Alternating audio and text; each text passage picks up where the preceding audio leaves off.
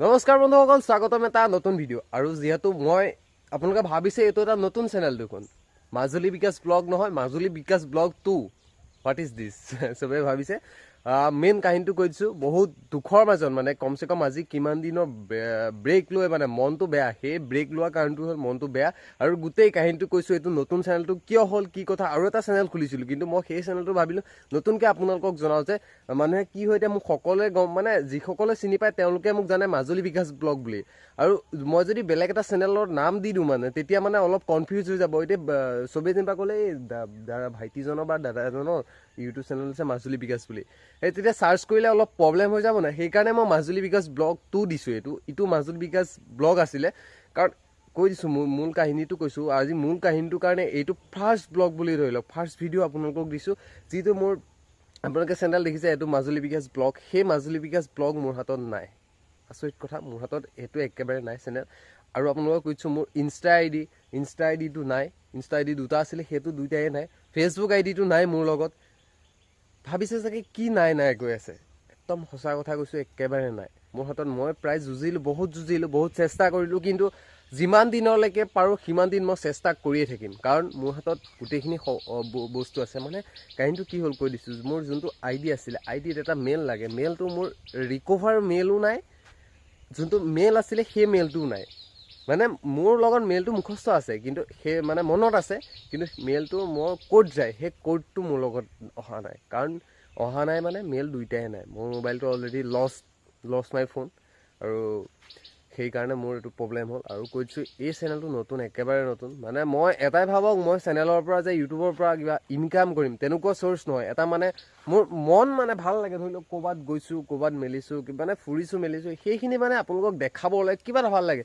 এতিয়া মানে কি হয়, চেনেলটোত মোৰ 5.5K ছাবস্ক্ৰাইবাৰ হৈছে। ছাবস্ক্ৰাইবাৰ হোৱাৰ পাছতো আৰু মোৰ তাত ক'বলৈ গ'লে ডলাৰো হৈছে, অলৰেডি ডলাৰ হৈছে। মোৰ এক্সচেঞ্জ পিনটো আহিছে, ডলাৰো হৈছে, যথেষ্টখিনি মোৰ কমপ্লিট কাম হৈ গৈছিলে। কিন্তু হোৱাৰ পাছতো মানে মই আশা কৰা নাছিলোঁ যে ইনকাম হ'ব, কিন্তু নাই, একো নাই, যি হ'ল ভালেই হ'ল বুলি কথা এষাৰ থাকে। এতিয়া নহয়, যেনিবা 5.5ত যেনিবা 1 লাখ হ'ল, কথাটো কৈছোঁ, মোৰ এটা মানে মনৰ ভাৱ 1 লাখত হ'ল। 1 লাখত যদি মোৰ তেনেকুৱা এটা প্ৰব্লেম হৈ যায়, মইতো একদম ডিপ্ৰেশ্যনত গুচি গ'লোঁ হয়।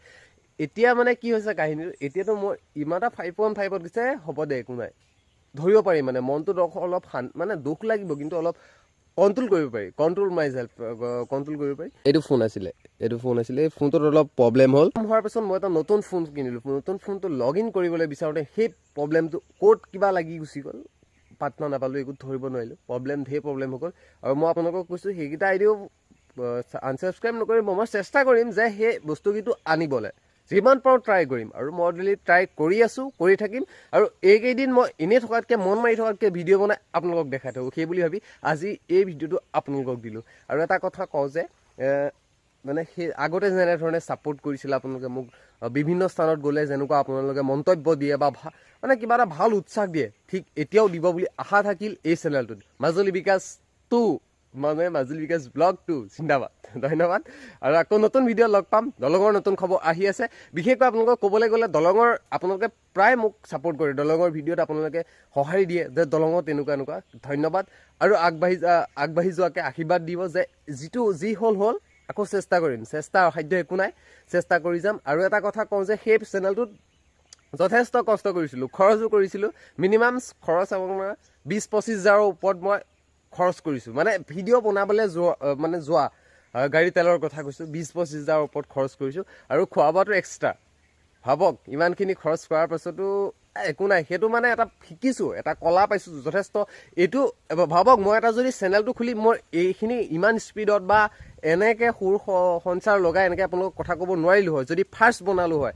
এতিয়া সেই চেনেলটোত মই কাম কৰিছোঁ, কিবা কৰিছোঁ, এডিটিং কৰিছোঁ, কিবা কৰিছোঁ, সকলোখিনি আইডিয়াটো মাথাত আছে অলপ, সেইকাৰণে আপোনালোকক এনেকৈ ক'ব পাৰিছোঁ। ধন্যবাদ। ইমান বকি নাথাকোঁ, এইটো ফাৰ্ষ্ট ভিডিঅ' বুলি ধৰক। আৰু ধন্যবাদ, কাৰণ ইমান ছাপোৰ্ট, ধন্যবাদ।